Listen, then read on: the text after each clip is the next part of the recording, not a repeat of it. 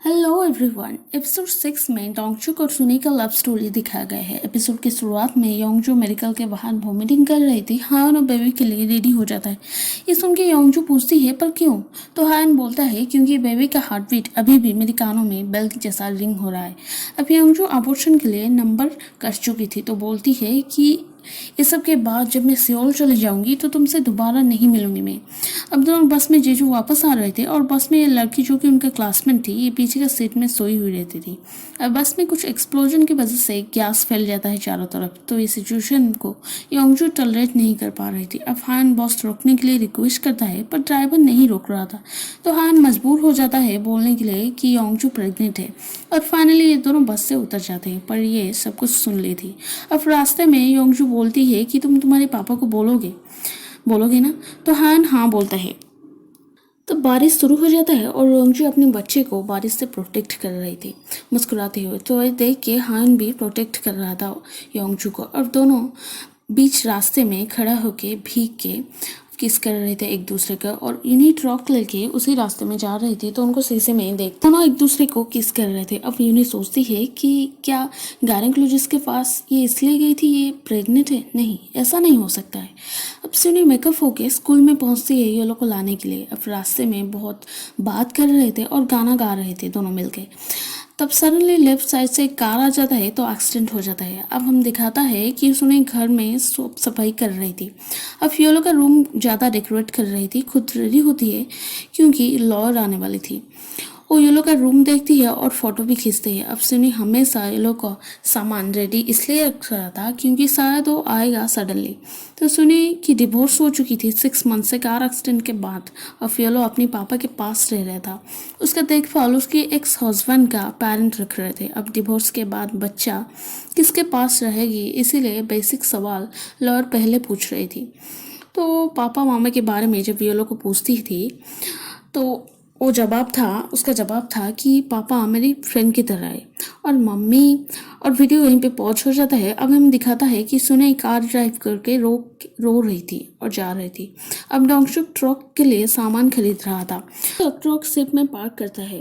अब सुनी भी उसी सीट में आके पार्क करती है और वो वीडियो के बारे में सोच रहा था जिस वीडियो में योलो उसके बारे में बोला था। तो सुनी को लॉयर बोली थी कि शायद जजमेंट के टाइम इसका इम्पैक्ट हो सकता है कि बच्चा किसके पास रहेगा।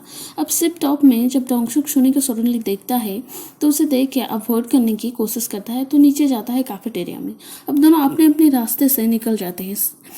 अब डोंगचुक देखता है कि रोड साइड में खड़ा होकर वो लिफ्ट मांग रही थी पर वो ट्रक का स्पीड ज़्यादा करके निकल जाता है। अब सुनी कॉल कर रही थी किसी को पर बैटरी डेड हो जाता है उसी टाइम। अब डोंगचुक वापस आके कार स्टार्ट करने की कोशिश कर रहा था। अब सुनी बोलती है कि बैटरी डेड हो गया है।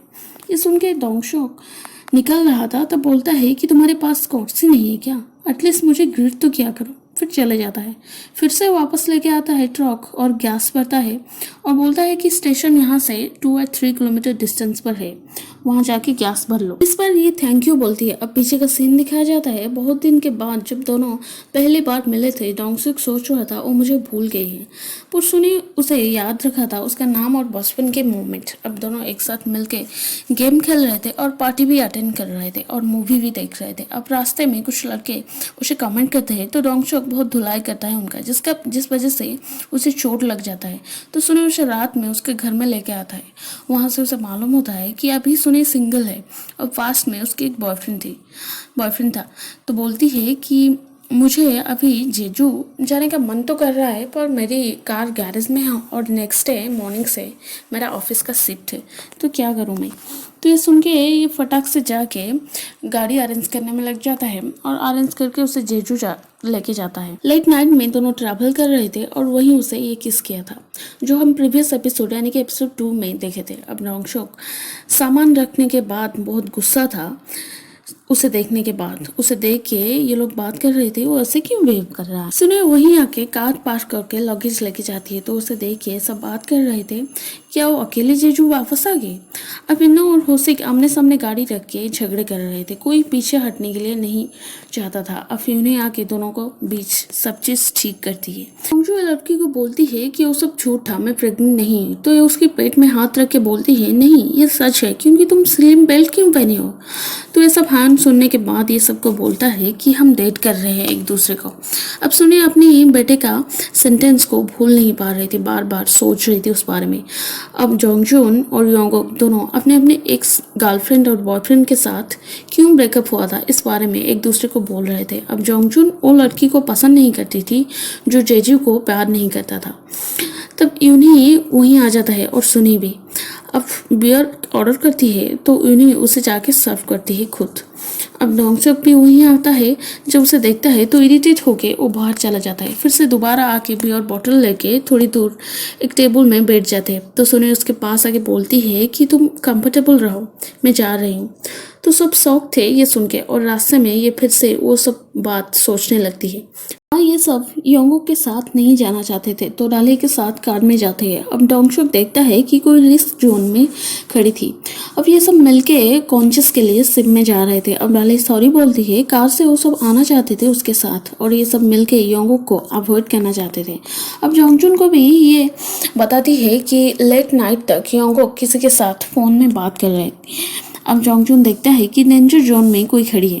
अब शिप स्टार्ट होता है। अब सुनी योलो की बात को याद कर रही थी कि मेरी मम्मी बहुत सीख है, इसीलिए वो मेरे साथ कभी नहीं खेलते हैं। और पीछे मुड़ के देखती है तो उसे सब कुछ ब्लैक जैसा फील हो रहा था और हैवी स्वेटिंग हो रही थी, और वो पानी में गिर जाती है। उसे देख के शिप से सब जंप करते हैं रेस्क्यू के लिए, और सब चिल्ला रहे थे पुलिस को कॉल करो। अब सायरन सुन के डोंगसुक देख रहा था, और वहीं पर एपिसोड खत्म हो जाता है। Thank you.